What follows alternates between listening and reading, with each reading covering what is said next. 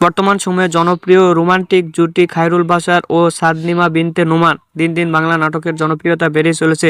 সেই ধারাবাহিকতায় আবারও নতুন নাটক নিয়ে হাজির হয়েছেন জনপ্রিয় এই জুটি।